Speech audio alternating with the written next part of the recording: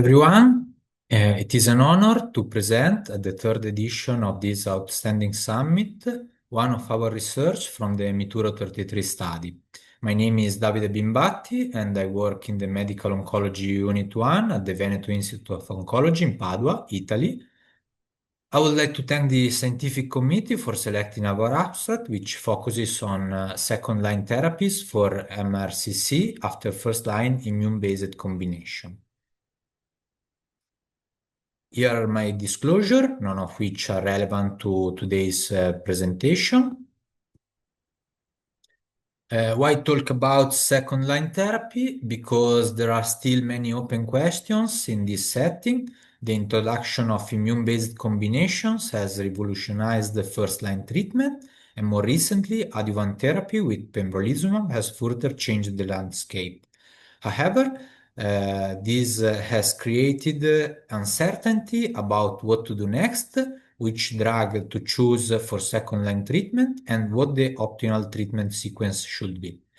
In addition, interest in conducting new prospective randomized trials in this setting has been limited, and even the most promising studies exploring other immunotherapy combinations have shown disappointing results. So, despite the availability of many treatment options, the choice of the best second-line therapy remains an unmet need. What is Meet-URO 33? It's the 33rd study promoted by this Italian uro-oncology research network. Specifically, it's an observational trial active over 50 centers across Italy, with an additional 30 centers in the process of opening. It's a prospective study that began in 2023, but also includes patients who started therapy from January 2021. This is the point at which both IO-IO and IO-TKI combination became available in Italy. It's important to note that the first combination available was pembrolizumab plus axitinib, followed later by nivolumab and cabozantinib, and finally lenvatinib plus pembrolizumab. The study collects clinical, pathological, and laboratory data along with treatment details, and very soon we will also expand to include analysis on the management of bone metastases and the use of adjuvant therapy. The goal is to identify prognostic factors and, first of all, to validate the Meet-URO score. I'd like to immediately thank my co-PI, Dr. Sara Elena Rebuzzi. We are also aiming to analyze therapeutic sequences and focus on specific populations such as primary refractory patients or those with poor prognosis, making a full use of real-world data.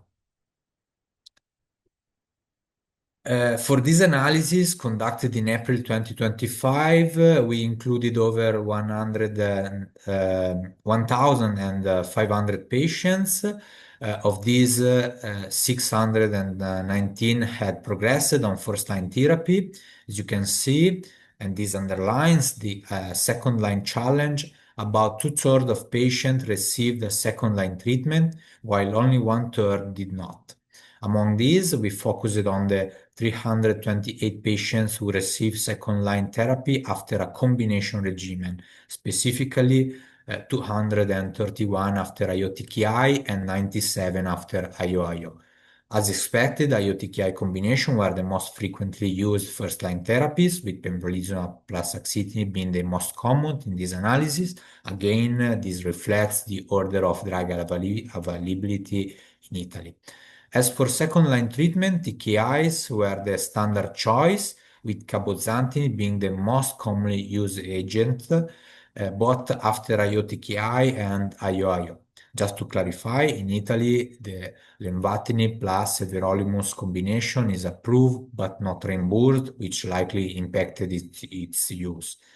Additionally, very few patients received immunotherapy-based or combination regimens in second line, and these were mainly younger patients or those with poor prognosis in whom enrolling in a clinical trial was a higher priority. When it comes to effectiveness, we weren't able to show significant differences among the available drugs, particularly due to a strong preference imbalance.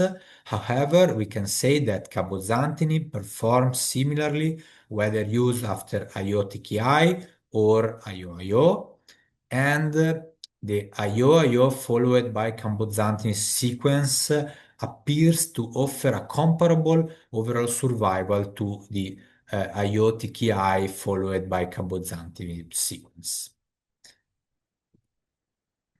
In conclusion, this study offers large-scale real-world evidence on second-line therapies after first-line immune-based combination in metastatic renal cell carcinoma.